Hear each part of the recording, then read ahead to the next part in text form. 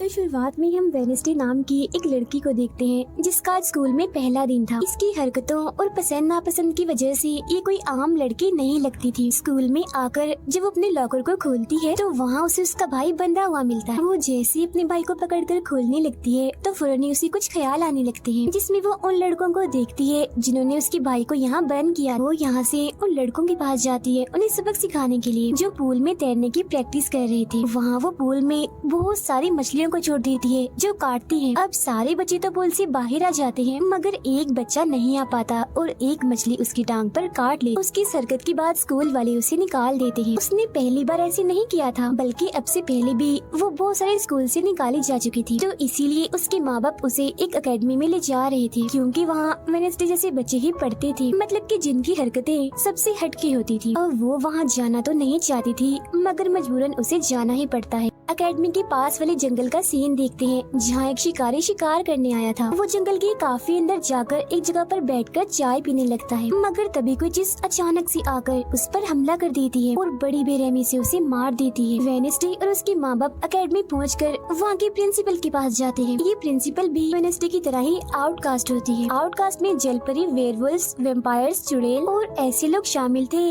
जिनमें जादुई ताकतें पाई जाती है, और इस तरह के ही सारे बच्चे इस एकेडमी में पढ़ते हैं। वेनेसडे के साथ जिसने कमरे में रहना था, यानी उसकी रूममेट, उसने कमरे को काफी रंगीन बनाया हुआ था। इसीलिए सब कुछ वेनेसडे को पसंद नहीं आता, क्योंकि उसे तो बस काला रंग ही पसंद था। यहाँ का सारा माहौल देखकर वो मुंह बना लेती है। तब उसकी रूममेट उससे पूछती है, तुम ठीक हो ना, क्या हुआ तुम्हें? जिस पर उसके डैड जवाब देते हैं, मेरी बेटी बड़ी अजीब है, काफी बोर है और बस इसे तुम जिंदा लाश समझो। अपने डैड की ये बातें सुनकर वेनेसडे उन्हें घूरने लगती है। अब उसकी रूममेट उसे पूरी एकेडमी घुमा रही थी कि तभी एक लड़का वहाँ आकर वेनेसडे से उसकी फेसबुक आईडी मांगता है, जिस पर वो कहती है, मैं कोई भी सोशल मीडिया इस्तेमाल नहीं करती, क्योंकि सोशल मीडिया हड्डियों को सड़ा देने वाली सिर्फ एक बीमारी है और कुछ भी नहीं। जाने से पहले वेनेसडे की मॉम उसे कहती है, अब तुम यहाँ से कभी भाग नहीं पाओ। जिस पर वो कहती है, देख लीजिएगा, मैं आपसे वादा करती हूँ कि जल्दी मैं यहाँ से भाग जाऊंगी। वहाँ से जाते वक्त उसके डैड वहाँ एक हाथ छोड़ देते हैं ताकि वो वेनेसडे पर नजर रख सके। उधर जंगल में जब पुलिस छानबीन करने आती है तो उन्हें उस शिकारी की लाश के टुकड़े अलग अलग जगहों पर पड़े मिलते हैं। ऐसा हादसा वहाँ पहली बार नहीं हुआ था, बल्कि तीसरी बार ऐसा हुआ कि एकेडमी के इस जंगल में कोई मारा गया। और वेनेसडे अपने कमरे की सारी रंगीन चीजें हटा देती है और अपने रूममेट से कहती है, शोर मत करो, कमरे में शांति बनाओ, क्योंकि ये मेरे नॉवल लिखने का वक्त। मगर वो तो गाना लगाकर डांस करने लगती है, जिससे वेनेसडे को गुस्सा आ गया था और वो उसे गाना बंद करने को कहती है। तो वो रूममेट अपने पंजे दिखाकर उसे डराने लगती है, क्योंकि वो थी एक वेयरवुल्फ, मतलब कि आधी इंसान और आधी वुल्फ। तभी इधर एक टीचर आती है जो काफी अच्छी थी और वो वेनेसडे को वेलकम के तौर पर एक फूल गिफ्ट देती। अब अगले दिन जब वेनेसडे कहीं जा रही थी तो उसके डैड का छुड़ा हुआ वो हाथ छुप छुप कर उसे देख रहा था, और फिर तभी उसके ऊपर एक स्टैचू गिरने वाला था, मगर बिल्कुल ठीक वक्त पर एक लड़का जिसका नाम जेवियर है उसे बचा लेता। लेकिन इस हड़बड़ी में वो बेहोश हो गई थी, और जब उसे होश आती है तो बजाय जेवियर का शुक्रिया अदा करने की वो उसे कहती है कि मुझसे ये उम्मीद मत रखना कि मैं तुम्हारी शुक्रगुजार रहूंगी, क्योंकि तुमने मुझे बचाकर गड़बड़ कर दी, मेरी इतनी अच्छी मौत को टाल दिया। जब जेवियर कहता है, मैं तुम्हें काफी पहले से जानता हूँ, जब हम 10 साल के थे तब हमारी मुलाकात हुई थी, हम दोनों खेल रहे थे तो मैं जाकर एक ताबूत में छुप गया, लोग मुझे जलाने ही वाले थे मगर तुमने मेरी जान बचा ली, और आज मैंने तुम्हारी जान बचाकर हिसाब बराबर कर। वेनेसडे जब अपने कमरे में आती है तो उसे अपने बेड पर कुछ महसूस होता है। वो जैसे बिस्तर हटाती है तो वहाँ उस हाथ को देखकर फौरन उसे पकड़ लेती है और पूछती है, तुम कौन हो और यहाँ क्या कर रही हो? जिस पर वो कहता है, मुझे तुम्हारे डैड ने तुम पर नजर रखने को कहा है, वही मुझे यहाँ पर छोड़ कर गए हैं। और वो उसे कहती है, मगर आज के बाद तुम मेरे लिए काम करोगे, वरना मैं तुम्हें हमेशा हमेशा के लिए दराज में बंद कर दूंगी। तो वो इस चीज के लिए मान जाता है कि ठीक है, मैं हर तरह से तुम्हारी मदद करूँगा। अगले दिन प्रिंसिपल वेनेसडे को एक दिमागी डॉक्टर के पास ले जाती है, क्योंकि उन्हें भी ऐसा महसूस हुआ था कि वेनेसडे का दिमागी तवाज़ुन कुछ ठीक नहीं है। मगर वो वहाँ कोई बहाना बनाकर हाथ की मदद से खिड़की खोलती है और वहाँ से भाग जाती। भागते हुए वो एक आदमी से टकरा जाती है, जिससे फौरन उसे ख्याल आता है, जिसमें वो देखती है कि इस आदमी का अभी एक्सीडेंट होने वाला है, जिसमें वो मर गया है बड़ी बेरहमी से। मगर वो इस बारे में उस आदमी को कुछ नहीं बताती, क्योंकि उसे खून खराबा बहुत पसंद। वो एक होटल में जाती है है जहाँ उसकी मुलाकात एक वेटर से होती है। वो काफी परेशान दिख रहा था क्योंकि उसकी कॉफी मशीन खराब हो गई। वेडनेसडे उसे कहती है, मैं तुम्हारी कॉफी मशीन ठीक कर सकती हूँ, लेकिन इसके बदले तुम्हें मुझे स्टेशन पर छोड़ना होगा, जिसके लिए वो मान भी जाता है और वेडनेसडे उसकी मशीन ठीक कर देती है। जिस पर वो कहता है, बस थोड़ा सा इंतजार करो, मेरी शिफ्ट खत्म होने वाली है, फिर हम चलते। और वेडनेसडे जब वहाँ बैठी इंतजार कर रही थी कि तभी कोई शरारती लड़की आकर उसे परेशान करने लगती है, जिससे उसे गुस्सा आ गया था और वो उन लड़कों को अकेले ही काफी मारती है और अच्छा सबक सिखाती है। अब इतनी ही देर में उस वेटर के डैड, जो एक पुलिस ऑफिसर थे, वहाँ आ जाते हैं। तोड़फोड़ देखकर जब वो अपने बेटे से इस बारे में पूछते हैं तो वो कहता है, कुछ नहीं, बस वो लड़के कस्टमर्स को परेशान कर रहे थे, तो इसने उन्हें अच्छा सबक सिखा दिया। तभी यहाँ अकेडमी की प्रिंसिपल भी आ जाती है, उनसे सॉरी बोलकर वेडनेसडे को यहाँ से ले जाती है। रास्ते में वो उस पर काफी गुस्सा करती है कि आखिर तुमने कैसे अकेडमी से भागने की कोशिश की। तभी उन्हें रास्ते में एक एक्सीडेंट हुआ नजर आता है, जो उसी आदमी का था जिससे वेडनेसडे टकराई थी, जो देख प्रिंसिपल घबरा जाती है। कहती है, मेरी दुआ है ड्राइवर को कुछ ना हुआ हो। जिस पर वेडनेसडे कहती है, वो तो मर गया है और उसकी गर्दन भी टूट गई है। फिर अकेडमी में आने के बाद वेडनेसडे गिटार बजाने लगती है। वो काफी अच्छा बजा रही थी, जिसकी धुन प्रिंसिपल के साथ साथ काफी बच्चों को भी पसंद आती। रूममेट जब कमरे में आती है तो उसकी नजर हाथ पर पड़ती है, जिस बारे में वो वेडनेसडे से पूछती है कि ये क्या चीज है, जिस पर वो जवाब देती है कि ये हमारी एडम फैमिली का एक मेंबर है। अब हम एक अनजान लड़के को देखते हैं जो लाइब्रेरी में जाकर एक किताब से एक सफा फाड़ लेता है, जिस पर एक तस्वीर बनी हुई। उधर हाथ मीटर के घर पहुंच जाता है, जिसे देख वो काफी डर गया था और उसे मारने लगता है। फिर हाथ उसे बैठने का इशारा करके उसे वेडनेसडे का नंबर देता है और उसे फोन करने का कहता है। फिर जब वेटर उसे कॉल करता है तो वो कहती है कि हमारी अकेडमी में एक त्योहार मनाया जाने वाला है जहाँ सभी बच्चे आएंगे। मैं वहाँ से भागने वाली हूँ और अगर तुम मुझे स्टेशन तक पहुँचा दोगे तो मैं तुम्हें काफी अच्छा इनाम दूंगी। जिस पर वो वेटर मान भी जाता है। जब वो त्योहार में जाती है तो देखती है कि प्रिंसिपल की नजर मुझ पर ही है, इसीलिए वो एक आदमी को पैसे देकर प्रिंसिपल का ध्यान भटकाने का कहती है। अब वेटर वहाँ आकर वेडनेसडे के जाने से पहले उसे उसके डैड का एक पुलिस रिकॉर्ड तोहफे में देता है, जो उसने अपने डैड की फाइल्स में से चुराया था, क्योंकि उसके डैड एक पुलिस ऑफिसर जो थे। अब उस रिकॉर्ड को लेकर जैसे वो यहाँ से जाने लगती है तो तभी वो उस लड़के से टकरा जाती है जिसने बुक में से तस्वीर को फाड़ा था। टकराते ही वेडनेसडे को उस लड़के की मौत के ख्याल आने लगते हैं कि वो थोड़ी देर में मरने वाला है, जो बहुत ही भयानक थी। वो लड़का अब जंगल की तरफ जाने लगता है तो वेडनेसडे भी उसके पीछे जाती है और कहती है, रुक जाओ, जंगल में मत जाओ, तुम्हारी जान को खतरा है, तुम मर जाओगे। मगर तभी वो उसे अपने जादू से उड़ाकर पेड़ पर लगा देता है और कहता है, खतरा मुझे नहीं तुम्हें है, बल्कि तुम खुद ही खतरा हो और मैं सब लोगों को तुमसे बचा रहा हूँ। उस दिन स्टैचू को मैंने ही तुम्हारे ऊपर गिराया था। जिसके बाद वो उसे एक तस्वीर दिखाता है और कहता है, इस तस्वीर में तुम ही हो जिसे मेरी मॉम ने 25 साल पहले बनाया था और ये उस वक्त की बात है जब वो इस अकेडमी में पढ़ती थी। मरने से पहले उन्होंने कहा था कि इस लड़की इन्हें तुम्हें मुझे रोकना होगा, नहीं तो तुम इस अकेडमी के साथ साथ पूरी दुनिया को ही तबाह कर दोगी। वो बस वेडनेसडे को मारने ही वाला था कि तभी एक बड़ा सा मॉन्स्टर आकर उस पर हमला कर देता है और बड़ी ही बेरहमी से उसे मार देता है। इसके बाद हम वेडनेसडे को उसके कमरे में देखते हैं, क्योंकि उसने यहाँ से भागने के इरादे को खत्म कर दिया था, क्योंकि अब उसके दिमाग में बहुत सारे सवाल थे, जैसे कि मैं इस दुनिया के लिए खतरा कैसे हूँ, एक मॉन्स्टर ने आखिर मेरी जान क्यों बचाई, और साथ ही उसके डैड के खिलाफ पुलिस रिपोर्ट जिसमें उसके डैड के ऊपर एक कत्ल का इल्जाम था। अब अगले दिन पुलिस ऑफिसर वहाँ आते हैं, क्योंकि वेडनेसडे ने ये रिपोर्ट लिखवाई थी कि उस अनजान लड़के की मौत मैंने अपनी आंखों से होती हुई देखी जंगल में। मगर पुलिस को वहाँ ना कोई लाश मिलती है और ना ही कोई ठोस सबूत। तो वो वेडनेसडे से पूछते हैं कि आखिर तुम इतनी रात को जंगल में कर क्या रही थी, जिस पर वो कहती है, मैंने जंगल में उस लड़के को जाते हुए देखा था और जब मैंने उसका पीछा किया तो देखा कि एक मॉन्स्टर ने आकर उसे मार दिया है, जिसके बाद में बेहोश हो गई। तो फौरन प्रिंसिपल पुलिस ऑफिसर से कहती है, उस लड़के का कोई कत्ल नहीं हुआ, वो जिंदा है, बस यहाँ से भाग गया है, इसीलिए आपको वेडनेसडे की बातों का यकीन नहीं करना चाहिए। अक्सर इसे इस तरह के दौरे पड़ते रहते, हम इसका इलाज करवा रहे हैं, जल्दी ये ठीक हो जाएगी। फिर जब प्रिंसिपल वहाँ से जाती है तो वो ऑफिसर से कहती है कि जंगल में कोई तो है जो सबको मार रहा है और उसी ने उस लड़के को भी मारा है। मगर तभी वहाँ वो लड़का आ जाता है जो जिंदा था और बिल्कुल सही सलामत भी। अब अगले दिन जब वेडनेसडे को डॉक्टर के पास ले जाया जाता है तो वो उससे पूछती है कि क्या तुमने ये अफवाह इसलिए फैलाई कि सभी की तवज्जो तुम पर हो जाए, यानी कि तुमने उस लड़के की मौत होते हुए देखा। जिस पर वो कहती है,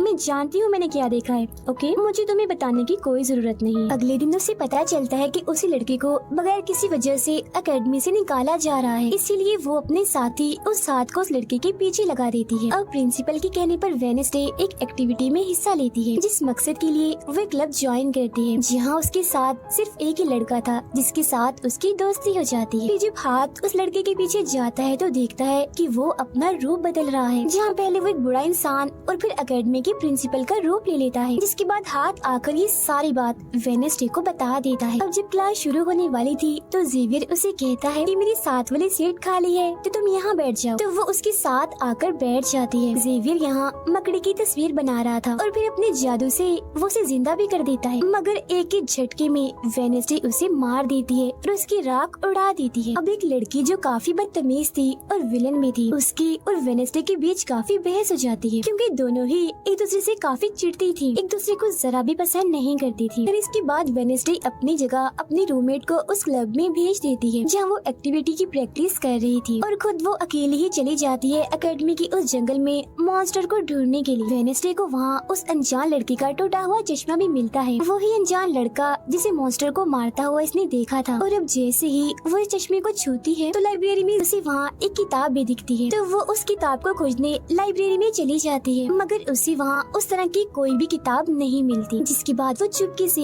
जेवियर के कमरे में चली जाती है, क्योंकि वो लड़का और जेवियर एक ही कमरे में रहते थे। वेडनेसडे और हाथ यहाँ पर उस किताब को ढूंढ रहे थे, मगर तभी यहाँ जेवियर आ जाता है, जिस वजह से वो बेड के नीचे छुप जाते हैं। तभी जेवियर के पास वो विलन लड़की भी आती है और उसे कहती है, तुम मुझसे क्यों नाराज हो, अच्छा गुस्सा छोड़ो, सुलह कर लो, जिस पर वो मना कर देता है। अब उसके इनकार पर विलन लड़की को लगने लगता है कि ये सब वो वेडनेसडे की वजह से कर रहा है, इसीलिए वो कहती है कि कल मैं वेडनेसडे समेत तुम्हारे सभी साथियों की कश्तियों की धज्जियां उड़ाने वाली हूँ। बेड के नीचे छुपे वेडनेसडे और हाथ भी उसकी ये बात सुन लेते। कमरे में वापस आने के बाद वेडनेसडे अपने रूममेट से कहती है कि कल जो कश्तियों की रेस होने वाली है मैं भी उसमें हिस्सा लूँ, और कुछ भी हो जाए उस घमंडी लड़की यानी विलन को मैं हरा कर ही रहूंगी। अब अगले दिन जब रेस शुरू होती है तो बताया जाता है कि इस मुकाबले का कोई भी असूल कानून नहीं है, जो भी टीम सबसे पहले गुफा में जाकर झंडे को लाएगी वही टीम जीत जाएगी, जिसके फौरन बाद गेम शुरू हो जाती है और विलन भी अपनी चालें चलना शुरू कर देती। वो अपने एक जलपरी साथी की मदद से एक टीम की कश्ती को तुड़वा देती है, जिससे वो पूरी टीम पानी में गिर जाती है, मगर फिर जब वो जलपरी वेडनेसडे की कश्ती की तरफ आ रही थी तो हाथ उससे पहले ही जाल फेंककर उसे जाल में फंसा लेता है। अब किनारे तक सिर्फ 3 ही टीम्स पहुंच पाती हैं, और जब सारे लोग झंडा लेने अंदर जाते हैं तो रूममेट अपने पंजों से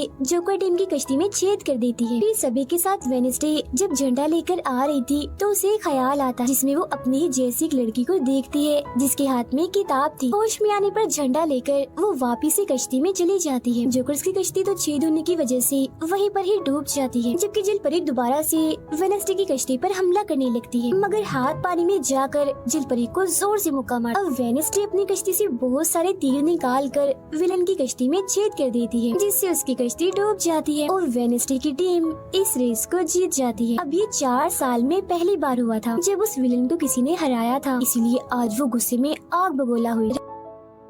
रात के वक्त वेडनेसडे एक स्टैचू के पास जाती है जिसके हाथ में किताब थी। किताब पर लिखी एक पहेली को जैसे ही वो सुलझाती है तो वहाँ एक रास्ता खुल जाता है। जैसे ही उसके अंदर जाती है तो देखती है कि यहाँ उसकी मॉम डैड के अलावा और भी बहुत सारे लोगों की तस्वीरें लगी हुई हैं। उसे वहाँ वो किताब भी मिल जाती है जिसकी वो तलाश कर रही थी, मगर जैसे वो उस किताब को वहाँ से लेकर जा रही थी कि तभी अचानक से कोई आकर उस पर हमला कर देता है, जिससे वो बेहोश हो जाती है। अब उसे जैसे होश आती है तो देखती है कि उसे कुछ लोगों ने बंदी बनाया हुआ है, जिन्होंने मास्क भी लगाए हुए थे, मगर उनकी आवाज सुनते ही वेडनेसडे उन्हें पहचान लेती है और कहती है कि मैंने तुम्हें पहचान लिया है, तुम अपने अपने मास्क हटा सकते हो। असल में ये लोग और कोई नहीं बल्कि विलन और उसके साथी थे। इसी दौरान वो अपनी रस्सी भी खोल चुकी थी और वहाँ से जाने लगती है, मगर जाते जाते वो कहती है तुम सब छोटे बच्चे हो, अगवा करना भी तुम्हें ठीक से नहीं आता। वापस आने के बाद वो उस तस्वीर को किताब पर लगाकर मुकम्मल करती है, जिसे उस लड़के ने किताब से फाड़ लिया था और वो उसे पढ़ने लगती। अब अगले दिन प्रिंसिपल सभी बच्चों को एक प्रोजेक्ट देती है जिसमें उन्हें शहर की सारी दुकानों पर जाकर काम करना था। शहर पहुंचने के बाद वेडनेसडे जेवियर को वो किताब दिखाकर पूछती है कि क्या तुम इस किताब को पहचानते हो, जिस पर वो कहता है हाँ। इस किताब को लेकर मेरे और उस लड़के के बीच में लड़ाई भी हुई थी जिसके बारे में तुमने कहा था कि मॉन्स्टर ने उस पर हमला कर दिया था। ये किताब एक जादूगर की है और 30 सालों से भी ज्यादा पुरानी है, तो तुम इसके साथ क्या कर रही हो। ये सुन वो उसे पूछती है तुम उस जादूगर के बारे में और क्या जानते हो। वो कहता है कुछ खास नहीं, अगर तुम उस जादूगर के बारे में जानना चाहती हो तो तुम्हें उसके घर जाना होगा जो काफी पुराना एक खास घर है। अकेडमी के सारे बच्चे भी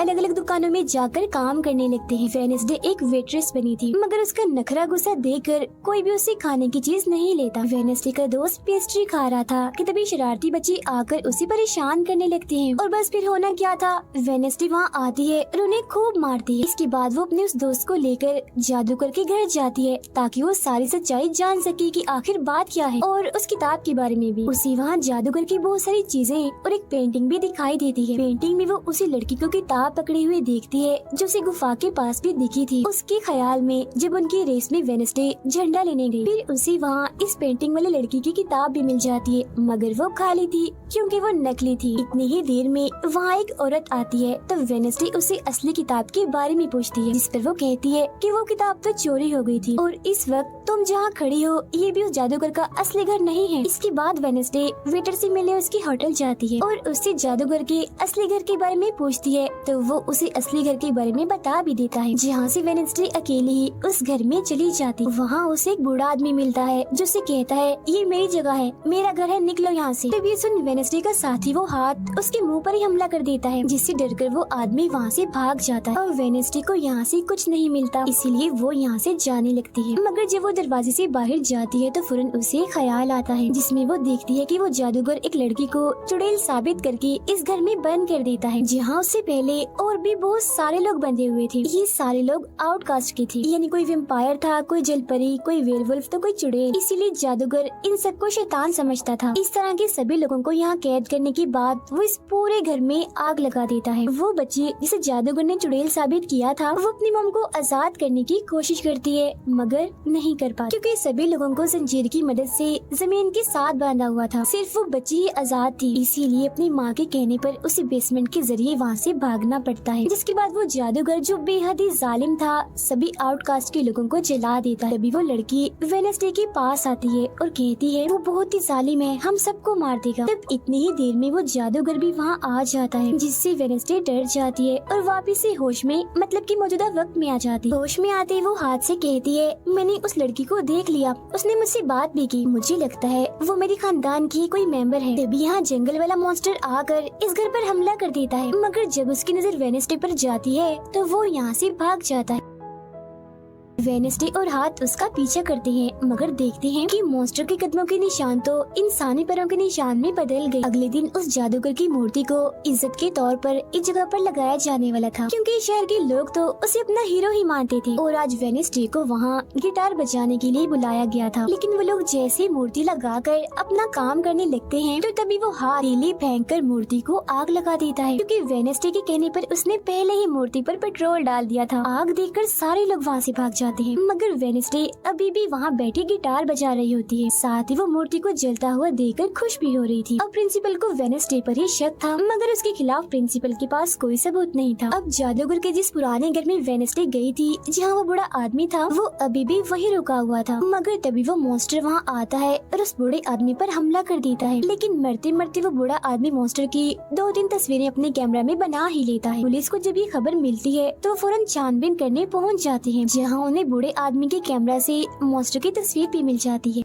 अगले दिन हाथ मुर्दा घर जाकर वहाँ लगे कैमरा पर कोई चीज लगा देता है ताकि जो वो करे उसे कोई ना देख सके। फिर वो दरवाजा खोलता है तो वेडनेसडे अंदर आती है। वो यहाँ दरअसल उस बूढ़े आदमी के जख्मों को देखने आई थी जिसे उस मॉन्स्टर ने मारा था। वो बूढ़े आदमी की लाश को देखकर सारा डेटा अपने पास रिकॉर्ड कर लेती है जबकि हाथ उसकी एक फाइल बनाने में लग जाता है। तभी वहाँ डॉक्टर और पुलिस ऑफिसर भी आ जाते हैं। तब छुपने के लिए वेडनेसडे एक बॉक्स मिस हो जाती है। फिर जब डॉक्टर उस बॉक्स को खुला हुआ देखते हैं तो फौरन उसे चेक करते हैं, मगर जब वेडनेसडे को उसमें पड़ा हुआ देखते हैं तो उन्हें लगता है कि ये भी एक लाश है, इसीलिए वो उस बॉक्स को बंद करके वहाँ से चले जाते हैं। मगर फिर जब हाथ उसे वहाँ से लेने आता है तो वो कहती है, अच्छा तंग मत करो प्लीज, थोड़ी देर और सोने दो, बड़ा मजा आ रहा है। फिर इसके बाद वो अपनी छानबीन से ये पता लगवा लेती है कि वो मॉन्स्टर असल में जिस्म के हिस्सों को इकट्ठा कर रहा है। फिर अगले दिन जब वो अकेडमी जाती है तो उसे जेवियर की गर्दन पर किसी के पंजों के निशान दिखते हैं। अब हम जेवियर को एक केबिन से बाहर आता हुआ देखते हैं और क्योंकि वेडनेसडे को उसके जख्मों पर पहले से ही शक था तो वो भी उसका पीछा करते करते वहाँ आ गई थी। उसे वहाँ पर बहुत सारी मॉन्स्टर की ड्राइंग्स और तस्वीरें दिखती हैं। एक तो तस्वीर को लेकर जैसी वो वहाँ से जाने लगती है तो तभी जेवियर उसे देख लेता है और जाने से रोक देता है, मगर वेडनेसडे उसका ध्यान भटकाने के लिए उसे बस एक ही बात कह देती है कि क्या तुम आज रात होने वाली डांस पार्टी में मेरे साथ चलोगे। जिसके बाद वो जेवियर की बनाई मॉन्स्टर की ड्राइंग्स ले जाकर पुलिस ऑफिसर को दे देती है, जिस पर वो कहते हैं इसे हम किसी को भी नहीं पकड़ सकते, कोई ठोस सबूत लेकर आओ। अब वेडनेसडे अपनी सारी रिसर्च को अपने दोस्त के सामने रख देती है ताकि वो उसकी मदद कर सके। उनमें से एक ड्राइंग को देखकर उसका दोस्त कहता है कि मैं इस जगह के बारे में जानता हूँ। जिसके बाद वो वेडनेसडे को उस जगह पर ले जाता है जो एक गुफा थी, जिसके अंदर जाकर उन्हें बहुत सारी हड्डियाँ और एक हथकड़ी भी मिलती है। थोड़ा छानबीन करने पर उसे वहाँ एक नोकदार बड़ा सा नाखून भी मिलता है, जिसे वो अपने पास रख लेती है। जिसके बाद वो जेवियर के पेंटिंग वाले केबिन में जाती है और डस्टबिन से एक कपड़ा जिस पर खून लगा हुआ था उसे निकाल कर अपने पास रख लेती। फिर जैसी वो वहाँ से जाने लगती है तो तभी वहाँ जेवियर आ जाता है और उसे पूछता है, तुम यहाँ मेरे केबिन में क्या कर रही हो। उसकी बात डालकर वो उसे पूछती है, ये जो चोट तुम्हारी गर्दन पर है ये तुम्हें कैसे लगी। तब वो बताता है कि पिछले कुछ दिनों से ये मॉन्स्टर मेरे सपनों में आ रहा है, इसीलिए मैं इसकी ड्राइंग्स बनाता हूँ। मगर एक दिन मैंने अपने जादू पर से कंट्रोल खो दिया और ड्राइंग के अंदर से मॉन्स्टर की पंजे ने निकल कर मुझे नोच लिया। लेकिन अब क्योंकि वेडनेसडे उस पर शक कर रही थी इसीलिए वो उस पर काफी गुस्सा करता है और फौरन उसे यहाँ से जाने का कहता है। अब वेडनेसडे वो खून लगा कपड़ा और नाखून जाकर पुलिस ऑफिसर को दे देती है और कहती है, ये लो ठोस सबूत और बेशक डीएनए टेस्ट करवा लो, मेरे ख्याल से इतना सबूत काफी होगा, है ना। वो अपने दोस्त के पास जाती है और कहती है कि डांस पार्टी में जाने के लिए हमारे साथ कोई नहीं है, तो हम ऐसा करते हैं डांस पार्टी में नहीं जाते बल्कि गुफा में जाकर मॉन्स्टर को ढूंढते। जिसके बाद रात को वेडनेसडे अपने दोस्त के साथ जंगल में जाने की तैयारी कर रही थी, मगर तभी उसके दरवाजे पर वेटर तैयार होकर आता है क्योंकि हाथ ने उसे वेडनेसडे की तरफ से डांस पार्टी में चलने की दावत भेजी थी। अब क्योंकि वेटर काफी खुश था तो वेडनेसडे उसका दिल तोड़ना नहीं चाहती थी, इसीलिए वो अपने गुफा में जाने वाले प्लान को खत्म करके वेटर के साथ पार्टी में जाने का फैसला करती है। जब वेडनेसडे वहाँ से जाने लगती है तो उसका दोस्त वहाँ आता है तो वो उसे कहती है, आई एम सॉरी मैं पार्टी में जा रही हूँ, हम ऐसा करते हैं कल गुफा में जाएंगे। लेकिन उसका दोस्त बगैर बताए अकेला ही उस गुफा में चला जाता है। उधर पार्टी में सारे लोग आकर काफी एंजॉय कर रहे थे। सब लोग अपने अपने साथी को लेकर पार्टी में आए हुए थे, जहाँ जेवियर अपने साथ उस विलन लड़की को लाया था। लेकिन जब वेडनेसडे वेटर के साथ वहाँ आती है तो उन दोनों को साथ देकर जेवियर जलने लगता है। जब सब लोग डांस कर रहे थे तो वेडनेसडे की डांस करने के स्टाइल से सारे लोग काफी हैरान रह जाते हैं क्योंकि वो काफी अजीब तरह से ही डांस कर रही थी। उधर जंगल में वेडनेसडे का दोस्त भी पहुँच गया था और छुपकर मॉन्स्टर की आने का इंतजार कर रहा था, मगर तभी वहाँ कोई आता है और उस गुफा में धमाका करके भाग जाता है। जेवियर लगातार उन दोनों को देखकर जल रहा था, इसीलिए वो विलन लड़की से कहता है कि तुम अपना लॉकेट उतारो और अपने जेल परी से मेरे लिए मदद मांगो ताकि मैं वेडनेसडे को भूल जाऊं। जो सुन विलन लड़की भड़क जाती है और उसे कहती है कि तुम तो पहले ये कहते फिर रहे थे कि मैंने अपनी जेल परी से तुम्हें अपने काबू में किया है और अब तुम्हें किसी को बुलाने के लिए मेरी ही मदद चाहिए। तभी बाहर शरारती लड़कों का ग्रुप टैंकर लेकर आता है और डांसिंग क्लब के पंप में वो बड़ा सा पाइप लगा देते हैं और फिर तभी अचानक उस पार्टी में खून की बारिश होने लगती है क्योंकि जो टैंकर वो शरारती लड़के लाए थे जिसका पाइप उन्होंने लगाया था उसमें दरअसल खून था। ये देख सारे लोग घबरा जाते हैं और पार्टी से भागने लगते हैं, मगर वेडनेसडे वहीं खड़ी रहती है क्योंकि उसे तो अब और मजा आ रहा था क्योंकि वो बारिश खून की नहीं बल्कि कलर की थी जिसमें वो काफी इंजॉय कर रही थी। तभी वेडनेसडे को ख्याल आता है जिसमें वो देखती है कि उसका दोस्त अकेला ही जंगल में चला गया है जहाँ वो मुसीबत में है, उसकी जान खतरे में है, इसीलिए वो जंगल की तरफ उसे बचाने के लिए भाग जाती है। उसके दोस्त के पीछे दरअसल वो मॉन्स्टर पड़ गया था जिससे बचकर वो भाग रहा था। वो मॉन्स्टर एक बार उस पर हमला करता ही है कि तभी वेडनेसडे उसे ढूंढते हुए वहाँ आ जाती है। तब मॉन्स्टर उसे देखकर वहाँ से भाग जाता है। वो अपने दोस्त को बेहोश पड़ा हुआ देखकर काफी घबरा जाती है। इतने ही देर में उसकी टीचर भी उसका पीछा करते करते वहाँ आ गई थी, जिसके बाद उसके दोस्त को हॉस्पिटल ले जाया जाता है और वेडनेसडे खुद वापस अपने एकेडमी में आ जाती है जहाँ वो अपने डैड पर लगी इल्जाम को सुलझाने की कोशिश कर रही थी कि आखिर सच क्या। अकेडमी में सारे माँ बाप अपने बच्चों से मिलने आते हैं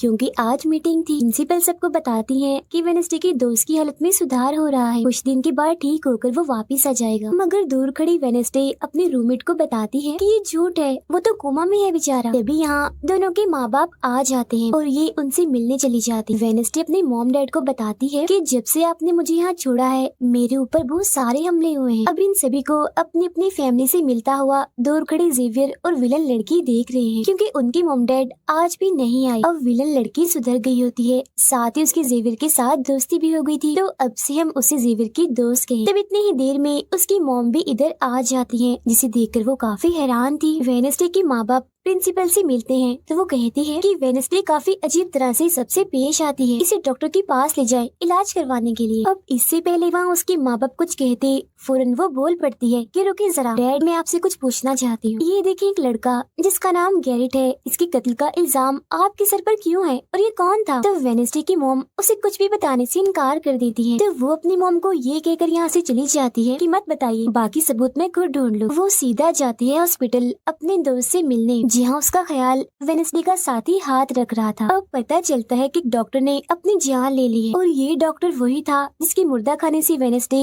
बूढ़े आदमी की लाश को देखने आई। मरने से पहले डॉक्टर ने एक खत भी छोड़ा था जिसमें लिखा हुआ था कि मैं गैरेट के केस पर शर्मिंदा हूँ क्योंकि मैंने उसकी झूठी रिपोर्ट बनाई थी। अब जब सारे लोग खाना खा रहे थे तो तभी वहाँ पुलिस ऑफिसर आकर वेडनेसडे के डैड को पकड़ लेता है और कहता है कि गैरेट की मौत के इल्जाम में तुम्हें गिरफ्तार किया जा रहा है। जेल में वेडनेसडे अपने डैड से मिलने जाती है, पूछती है कि बताएं गैरेट से आपका क्या वास्ता है। तो वो बताते हैं कि गैरेट तुम्हारी मॉम से बहुत प्यार करता था। फिर एक दिन जब तुम्हारी मॉम और मैं साथ थे तो गैरेट ने आकर मुझ पर हमला कर दिया। मैंने अपना काफी बचाव किया जिस दौरान गलती से उसकी मौत हो गई। ये सुन वेडनेसडे को उनकी बात थोड़ी झूठी लगती है। फिर वो पुलिस ऑफिसर के पास जाती है, कहती है मेरे डैड ने गैरेट को नहीं मारा और ये उनके खिलाफ साजिश की जा रही है। जिस पर वो कहता है दुनिया तुम्हारे हिसाब से नहीं चलती, हमारे पास सबूत आ गए हैं तुम्हारे डैड के खिलाफ। वो कहती है मैं नहीं मानती और मेरा ख्याल है कि जिसने मेरे दोस्त को मारने की कोशिश की उसने ही गैरेट को मारा होगा। पार्क में रूममेट अपनी मॉम के साथ बैठी थी, जहाँ उसकी मॉम चाहती है कि वो पूरी तरह एक वेयरवुल्फ बन जाए और वो उसे एक डॉक्टर के पास जाने का कहती है, मगर रूममेट ऐसा नहीं चाहती, इसलिए वो यहाँ से चली जाती है। अब वेडनेसडे अपनी मॉम के पास जाती है ताकि वो सारी सच्चाई जान सके। उसकी मॉम खुफिया लाइब्रेरी में थी। वो अपनी मॉम से कहती है कि आपने मुझे इस अकेडमी में इसलिए भेजा ना ताकि मैं हमेशा आपकी परछाई बन के रहूं। जिस पर उसकी मॉम कहती है कि ये सिर्फ अकेडमी ही नहीं बल्कि पहले यहाँ एक ग्रुप हुआ करता था जिसकी बुनियाद तुम्हारे डैड की फैमिली की एक औरत ने रखी थी जिसका नाम गुडी था। वो कहती है मैं ये जानना चाहती हूँ कि डैड ने तो गैरेट को नहीं मारा तो फिर किसने मारा है। तब उसकी मॉम सच्चाई बताती है कि जब मैं वहाँ गई तो मैंने देखा कि तुम्हारे डैड और गैरेट आपस में लड़ रहे थे। मैंने उन्हें रोकने की कोशिश की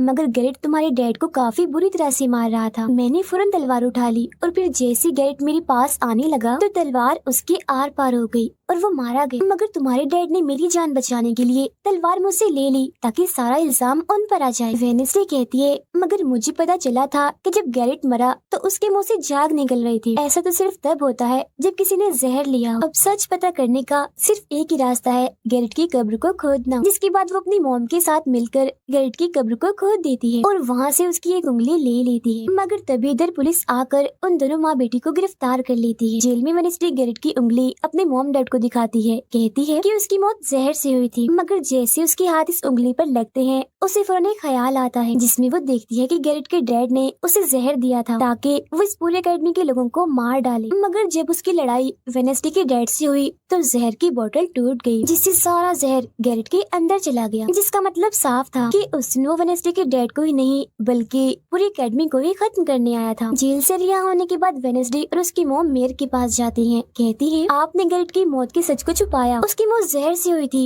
न कि तलवार से और ये बात साबित भी हो गई है। जो सुन मेयर सब कुछ सच बता देता है जिसके बाद वेडनेसडे के डैड को भी रिहा कर दिया जाता है। अब वेडनेसडे अपनी मॉम को बताती है कि मुझे बहुत ख्याल आते हैं, जिस पर उसकी मॉम कहती है कि ये खासियत हमारे खानदान में है, ख्याल सबको आते हैं, अगर ख्याल हमारे कंट्रोल में ना रहे तो ये हमें पागल बना सकते हैं, इसीलिए हमारे खानदान के पुराने लोग आकर हमें आसान रास्ता बताते हैं और ट्रेनिंग देते हैं। तो वेडनेसडे फौरन बोलती है जैसे गुडी एडम्स जिसके बारे में आपने बताया था कि वो मेरे डैड के खानदान की है, जिस पर उसकी मॉम कहती है कि मुझे नहीं पता, बहरहाल तुम होशियार रहना क्योंकि गुडी एडम्स बदला चाहती थी जिसके चक्कर में वो खुद भी नहीं बच पाई। फिर सबके माँ बाप अपने अपने बच्चों से मिलकर जा रहे थे। रूममेट अपनी मॉम को कहती है, आप फिक्र मत करना, जब मुझे वेयरवुल्फ बनना होगा मैं बन जाऊंगी। जाने से पहले वेडनेसडे की मॉम उसे वही किताब देती है जो अक्सर प्रिंसिपल के पास हुआ करती थी। वो किताब लेकर वेडनेसडे प्रिंसिपल के पास जाती है। कहती है कि उस अनजान लड़की को आपने मारा था, मैंने देखा था, जिसके बारे में मैंने कहा था कि उसे मॉन्स्टर ने मारा है, क्योंकि वो आप ही हो जो खुद को बदल बदल कर लोगों को मार रही हो। मैं ये बात अब पुलिस को बता दूंगी। जिस पर प्रिंसिपल कहती है, नहीं,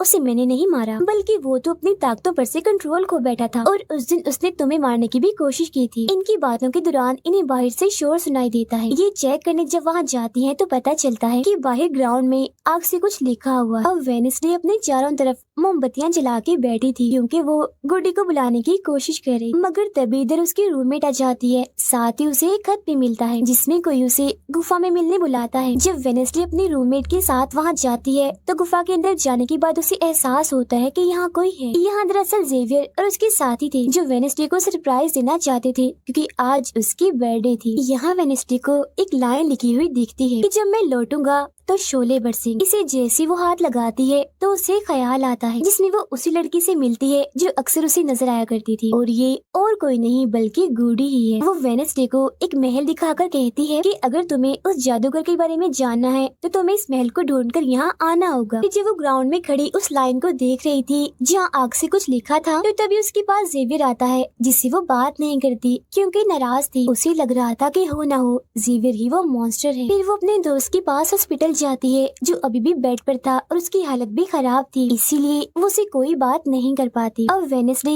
अपने दोस्त वेटर से मिलने जाती है और उसे उस महल जो गुडी ने दिखाया था उसकी तस्वीर दिखाकर पूछती है कि क्या तुम इस जगह के बारे में जानते हो, जिस पर वो मना कर देता है। अब यहाँ तो उसका काम नहीं हुआ, इसीलिए वो उस तस्वीर को लेकर जेवियर के पास जाती है और उससे भी वही सवाल करती है कि क्या तुम इस जगह के बारे में जानते हो, मगर तभी उसकी नजर इसी महल की पेंटिंग पर जाती है जो जेवियर ने पहले से ही बनाई हुई थी, जिस पर वो बताता है कि ये जगह रात को मेरे सपने में आई थी तो मैंने इसे बना दिया। अच्छी बात ये थी कि जेवियर इस जगह के बारे में जानता भी था। तब उसी महल का पता लेकर वेडनेसडे वहाँ पहुँच जाती है जहाँ मेयर पहले से ही मौजूद था, और क्योंकि वो जान गया था कि असली कातिल कौन है तो वेडनेसडे उसकी गाड़ी में ही छुप जाती है। मगर जैसे मेयर की गाड़ी शहर में पहुँचती है तो कोई उनकी गाड़ी को ठोक देता है जिससे मेयर का एक्सीडेंट हो गया था। वो काफी जख्मी हो जाते हैं, उनकी हालत मरने वाली हो गई। फिर अब रात के वक्त वेडनेसडे वेटर और अपने रूममेट के साथ उसी महल में आती है। यहाँ उसे ऐसा महसूस होता है जैसे कोई इधर रह रहा है क्योंकि मोमबत्तियां गर्म थी और एक कमरा बिल्कुल साफ था। इतनी ही देर में वो मॉन्स्टर भी यहाँ आ जाता है जिससे बचने के लिए ये लोग छुप जाते हैं। ये लोग देखते हैं कि जिन जिन लोगों पर मॉन्स्टर ने हमला किया था उनके जिस्म के कटे हुए हिस्से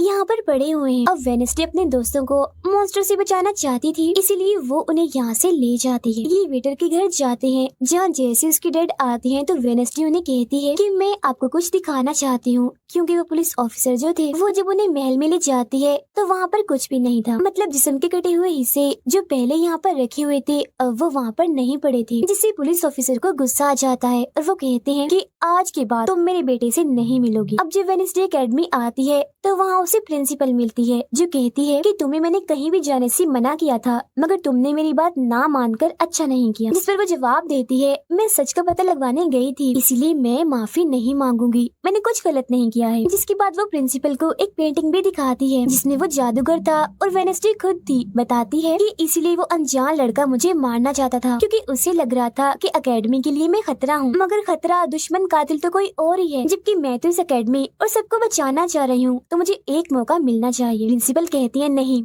तुम कहीं नहीं जाओगी, आगे से ऐसी कोई भी गलती की तो मैं तुम्हें एकेडमी से निकाल दूंगी। और वहाँ से वो ये कहकर चली जाती है। वो जब अपने कमरे में वापस आती है तो देखती है कि रूममेट अपना सामान पैक कर रही है क्योंकि वो यहाँ से जा रही है। वो गुस्से में वेडनेसडे से कहती है कि तुम्हें सिर्फ अपना काम निकलवाना आता है, फिर चाहे इसके लिए तुम्हारे दोस्तों की जान क्यों न चली जाए, आज वो अजीब सा मॉन्स्टर हमें भी मार देता। जिसके बाद वो यहाँ से चली जाती है। अब वेडनेसडे बिल्कुल अकेली रह गई थी, इसलिए कमरे में एक जगह बैठकर वो उस बॉक्स को देखने लगती है जो वो जादूगर के महल से चुरा कर लाई थी। उसे बॉक्स के नीचे एक खत मिलता है जिसमें वेडनेसडे की अपनी ही बहुत सारी तस्वीरें होती हैं, जो देख वो कहती है मेरी एडम्स फैमिली, जादूगर, मॉन्स्टर और मैं शायद किसी न किसी तरीके से जुड़े हुए हैं। और जब ये बात मेयर को पता चली तो किसी ने उनका मुंह बंद कर दिया, मगर मैं चुप नहीं बैठूंगी और तुम जो कोई भी हो मैं तुम्हें ढूंढ लूंगी, देखना। अब मेयर की मौत हो गई थी और जब उन्हें दफनाया जा रहा था तो वेनेसली वहाँ आती है और सोचने लगती है कि कातिल यहाँ आए लोगों में से ही कोई है, मगर तभी उसे जंगल में कोई दिखता है। वो पीछे करती है तो पता चलता है कि और कोई नहीं बल्कि उसका अंकल है। अंकल बताते हैं कि मेरे ऊपर चोरी का इल्जाम है तो कुछ वक्त के लिए मुझे छुप के रहना होगा। तब वेनेसडे उन्हें एक केबिन में छुपा देती है और मॉन्स्टर की तस्वीर दिखाकर पूछती है कि आप इसके बारे में कुछ जानते हैं। इस पर वो कहते हैं मैं ज्यादा कुछ तो नहीं जानता, अगर तुम्हें इसके बारे में जानना है तो तुम्हें खुफिया लाइब्रेरी में जाना होगा। वहाँ एक तिजोरी में डायरी है जिसमें इस मॉन्स्टर के बारे में सब लिखा है। आधी रात को वेनेसडे उस लाइब्रेरी में जाती है जहाँ जेवियर पहले से ही मौजूद था। तब ये उसे कहती है जहाँ जहाँ मॉन्स्टर से हमला हुआ है वहाँ तुम पाए गए हो तो हो ना हो मॉन्स्टर तुम ही हो, मगर वो उसकी बात को अनसुनी करके यहाँ से चला जाता है। तभी इधर उसके अंकल आते हैं। ये मिलकर डायरी को ढूंढ लेते हैं जिसमें इस मॉन्स्टर के बारे में सब कुछ लिखा था कि ये मॉन्स्टर किसी के कंट्रोल में भी आ सकता है और फिर बस ये अपने मालिक के कहने पर ही काम करता है। रात के वक्त वो अपने साथी हाथ को कहती है कि मैं वेटर से मिलने जा रही हूँ, तब तक तू मेरी डायरी का ख्याल रखना। कि जब वेटर के साथ गुफा के अंदर जाती है तो देखती है कि यहाँ उसने गुफा को सजाया हुआ है क्योंकि वो उसे शादी के लिए पूछने वाला था। वापिस आकर वेनेसडे देखती है कि उसके कमरे का सारा सामान इधर उधर बिखरा पड़ा है और उसकी डायरी कोई चुरा कर यहाँ से ले गया है। फिर जैसे वो अपने साथी हाथ को देखती है तो घबरा जाती है क्योंकि उसकी हथेली में किसी ने चाकू आर पार कर दिया था और अब उसमें जान नहीं थी, वो मर गया था। फिर वो हाथ को लेकर जल्दी से अपने अंकल के पास आती है और दुखी होती हुई कहती है प्लीज अंकल कैसे भी करके हाथ को जिंदा कर दीजिए। तब अंकल बार बार बिजली के झटके उसे देते हैं जिससे वो जिंदा हो जाता है। वो उसे पूछती है अच्छा तुम पर हमला किसने किया था, जिस पर इशारों से वो बताता है कि मैंने नहीं देखा क्योंकि हमला पीछे से हुआ था। जिस पर वेनेसडे गुस्से से भर जाती है, कहती है चाहे कुछ भी हो जाए मैं उसे नहीं छोड़ूंगी, वो जो भी है। और वो प्रिंसिपल को आकर कहती है किसी ने मेरे कमरे में तोड़ फोड़ कर दी है, साथ ही कोई उस डायरी को भी चुरा कर ले गया है। वो कहती है वो डायरी तो खुफिया लाइब्रेरी में थी तो तुम्हारे पास कैसी आई, तुम ऐसी हरकतें मत करो कि एकेडमी को बंद करना पड़े, ऐसा मैं होने नहीं दूंगी। फिर जब वेनेसडे वहाँ से जा रही थी तो तभी उसके पास उसके साथी आते हैं और उसे जानकारी देते हैं कि गैरेट जिसकी मौत का इल्जाम तुम्हारे डैड पर था उसकी मॉम को किसी ने डबोकर मारा था और मरने से पहले उनकी सारी प्रॉपर्टी एक डॉक्टर ने हथिया ली थी। डॉक्टर नाम सुनकर वेनेसडे को दिमागी डॉक्टर पर शक होता है, इसीलिए वो सीधा उनके पास जाती है। कहती है कि मैं जानती हूँ आपके अंदर गैरेट की मॉम की आत्मा है जो सबसे अपनी मौत का बदला लेना चाहती है, अब बस कर दो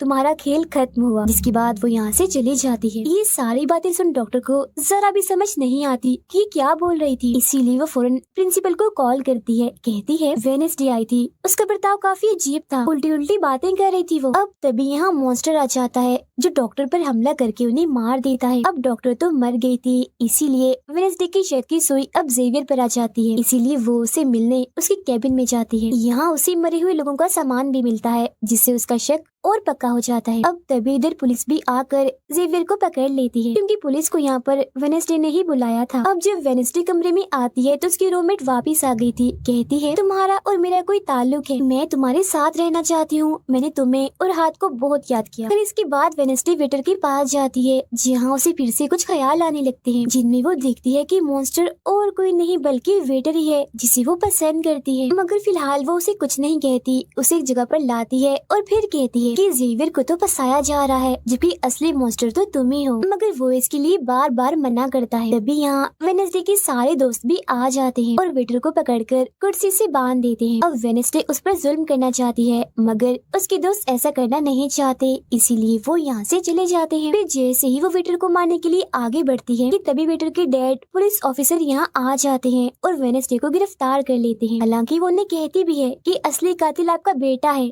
वही मॉन्स्टर है ये, मगर वो उसकी एक नहीं सुनते। फिर जब वो यहाँ से जा रही थी तो वेटर उसके पास आता है, कहता है कैसा लगा हारना, अभी तो और भी बहुत कुछ होना बाकी है बच्चों। जिसके बाद प्रिंसिपल भी वेनेसडे को कह देती है कि तुमने सारी हदें पार कर दी, इसीलिए तुम्हें एकेडमी से निकाला जा रहा है। लेकिन अभी भी वो बार बार एक ही बात कह रही थी कि वेटर ही असली मॉन्स्टर है, मगर फिर भी वो उसकी एक नहीं सुनती और जाने का कहती है। तब आखिरी बार वेनेसडे जेवियर से मिलने जाती है जो जेल में बंद था और उससे नाराज भी था क्योंकि वेनेसडे ने ही उसे पुलिस के हवाले किया था। हालांकि वो उसे बताती भी है कि मॉन्स्टर वेटर है और उसने मेरे जरिए तुम्हें फंसाया है। वो उसकी एक नहीं सुनता, कह देता है कि सारी मुसीबत की जड़ तुम हो। अगर तुम ये एकेडमी छोड़ के चली जाओगी तो कुछ भी गलत नहीं होगा। ये बात सुनने के बाद वो एक सेकंड भी नहीं रुकती और यहाँ से चली जाती है। वो अपने कमरे में आकर अपना सारा सामान पैक करती है, जिसके बाद वो सभी से आखिरी मुलाकात करती है। सबसे आखिर में वो अपने दोस्त से मिलने हॉस्पिटल में जाती है। कहती है मैं तो जा रही हूँ, तुम अपना ख्याल रखना और हाँ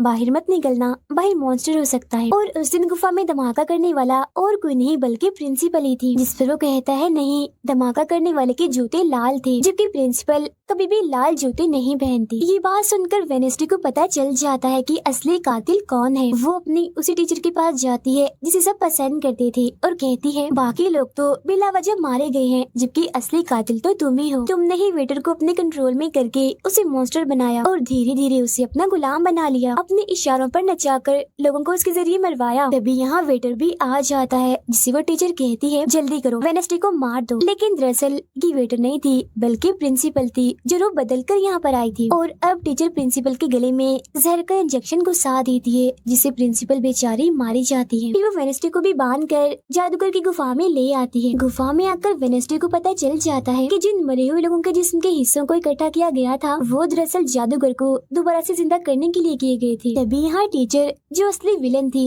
वेनेस्डे को बताती है कि जब गुडी ने जादूगर को मारा था तो गुडी ने अपने खून से जादूगर की कब्र पर एक ताला लगा दिया था और अब जादूगर को जिंदा करने के लिए हमें गुडी की फैमिली मतलब एडम्स फैमिली के ही किसी इंसान का खून चाहिए, साथ ही पूरे चांद की रात भी हो। और अब हमें ये सुनहरी मौका मिल गया है जादूगर को जिंदा करने का, क्योंकि एडम्स फैमिली से तुम हो और आज पूरे चांद की रात भी है, हम तुम्हारा खून लेंगे। जिसके बाद टीचर वेनेस्डे के हाथ पर कट लगा देती है, जिससे उसका खून निकलने लगता है। फिर वो उसके खून से जादूगर की कब्र का ताला खोल देती है और फिर अगले ही पल जादूगर भी जिंदा होकर अपनी कब्र से बाहर आ जाता है। बाहर आते ही वो वेनेस्डे को चाकू मार देता है, जिससे वो जख्मी हो जाती है। इसके बाद वो एकेडमी को खत्म करने के लिए चला जाता है। अब तभी यहाँ गुडी एडम्स आती है और वेनेस्डे को बिल्कुल ठीक कर देती है, मतलब कि उसके जख्म, और कहती है मैंने तुम्हें ठीक तो कर दिया है मगर अब की बाद मैं तुम्हें नजर नहीं आऊंगी। जंगल के रास्ते से जब वेनेस्डे जा रही थी तो तभी उसके सामने वेटर आ जाता है। उसे टीचर कंट्रोल कर रही थी, इसीलिए वो मॉन्स्टर बनकर उस पर हमला कर देता है। वो बस उसे मारने ही वाला था कि तभी यहाँ एक वेयरवुल्फ आ जाती है, जो और कोई नहीं बल्कि रूममेट थी, जो आज पहली बार वेयरवुल्फ बनी थी, वो भी सिर्फ वेनेस्डे को बचाने के लिए। यहाँ वेयरवुल्फ और मॉन्स्टर के बीच काफी खतरनाक लड़ाई होती है, जिसमें वेयरवुल्फ मॉन्स्टर पर भारी पड़ रही थी और उसे काफी मारती है, अच्छा मजा चखाती है। इसके बाद वेनेस्डे जादूगर से लड़ने उसे रोकने के लिए एकेडमी में आ जाती है, जहाँ वेनेस्डे को बचाने के लिए जेवियर पहुँच जाता है। अब जैसे जादूगर जेवियर को मारने वाला था तो तभी सामने वेनेस्डे आ गई थी और वो बेचारी खुद जख्मी हो जाती है, मगर फिर भी वो जेवियर को कहती है कि तुम यहाँ से जाओ और बाकी एकेडमी वालों को बाहर निकालो, क्योंकि ये हम जैसे आउटकास्ट के लोगों को नहीं छोड़ेगा। जिसके बाद वो फिर से खड़ी हो जाती है। उसके हाथ में तलवार भी थी, जिसकी मदद से वो जादूगर से लड़ती है, मगर जादूगर काफी ताकतवर था, इसीलिए वो उसके सामने नहीं टिक पाती। वो बस उसे मारने ही वाला था कि तभी इधर जेवियर की दोस्त आकर जादूगर का ध्यान भटका देती है। जिस दौरान मौका देकर वेनेस्डे उठती है और तलवार के एक टुकड़े को जादूगर के दिल के आर पार कर देती है, क्योंकि ऐसा उसे गुडी एडम्स ने करने को कहा था। जहाँ जादूगर एक बार फिर से मर जाता है और उन्हें उसका जिस्म जलने लगता है और राख बनकर उड़ जाता है। जादूगर के मरते ही यहाँ वो टीचर आ जाती है, जिसके हाथ में गन थी, जिसे वो वेनेस्डे पर तान देती है क्योंकि वो उसे मारना चाहती है। मगर तभी यहाँ वेनेस्डे का दोस्त भी आ गया था, जिसके पास बहुत सारी मधुमक्खियाँ थी। वो उन सभी मधुमक्खियों को